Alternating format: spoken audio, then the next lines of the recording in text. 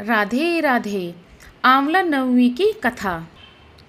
आंवला नवमी की कहानी व्रत के समय कहीं और सुनी जाती है या पढ़े सुने सुनाए आंवला नवमी की यह विशेष कथा। एक राजा था, उसका प्रण था वह रोज सेवा मन आंवले दान करके ही खाना खाता था। इससे उसका नाम आंवल्या राजा पड़ गया।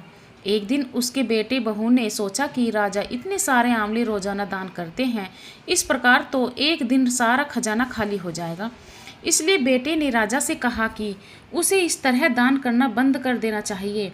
बेटे की बात सुनकर राजा को बहुत दुख हुआ और राजा रानी महल छोड़कर बियाबान जंगल में जाकर बैठ गए। राजा रानी आंवला दान नहीं कर पाए और प्रण के कारण कुछ खाया नहीं।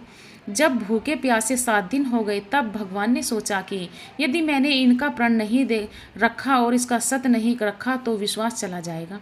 इसलिए भगवान ने जंगल में ही महल, राज्य और बाग बगीचे सब बना दिए और ढेरों आंवलों के पेड़ लगा दिए।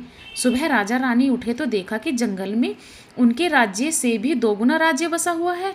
राजा रानी से कहने लगे, रानी देख कहते हैं सत मत छोड़े सूरमा सत छोड़िया पत जाए, सत की छोड़ी लक्ष्मी फेर मिलेगी आए। आओ नहा धोकर आंवले दान करें और भोजन करें। राजा रानी ने आंवले दान करके खाना खाया और खुशी खुशी जंगल में रहने लगे। उधर आंवला देवता का अपमान करने व माता पिता से बुरा व्यवहार करने के कारण बहू बेटे के बुरे दिन आ गए। राज्य दुश्मनों ने छीन लिया, दाने दाने को मोहताज हो गए। काम ढूंढते हुए अपने पिताजी के राज्य में आ पहुँचे। उनके हालात इतने बिगड़े हुए थे कि पिता ने उन्हें बिना पहचाने हुए काम पर रख लिया।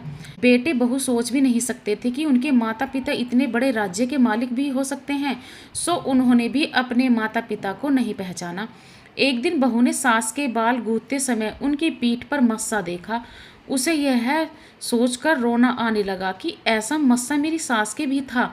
उसने यह सोचकर उन्हें आंवले दान करने से रोका था कि हमारा धन नष्ट हो जाएगा, आज वे लोग न जाने कहाँ होंगे। यह सोचकर बहू का रोना आने लगा और आंसू टपक टपक कर सास की पीठ पर गिरने लगे। रानी ने तुरंत पलटकर देखा और पूछा कि तू क्यों रो रही है।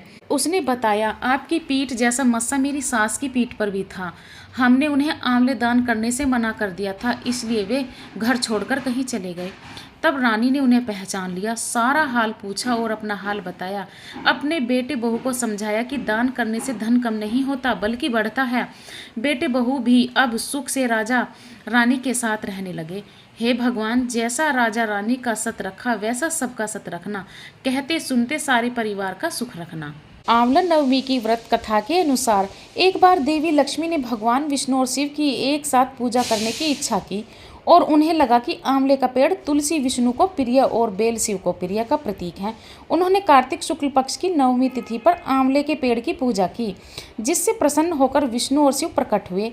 एक और कथा के अनुसार एक सेठ ने अपने बेटों को झगड़े के कारण घर छोड़ दिया था, लेकिन आंवले के पेड़ की पूजा करने और दान करने की अपनी आदत जारी रखी, जिससे उसकी दुकान अच्छी चलने लगी और उनके बेटे को अपनी गलती का एहसास हुआ और उन्होंने भी वही करना शुरू कर दिया, जिससे उनकी खुशियाँ लौट आई। राधे राधे। आशा करती हूँ कि आपको ये कहानी अच्छी लगी होगी, तो प्लीज़ मेरे चैनल को सब्सक्राइब और लाइक ज़रूर करें।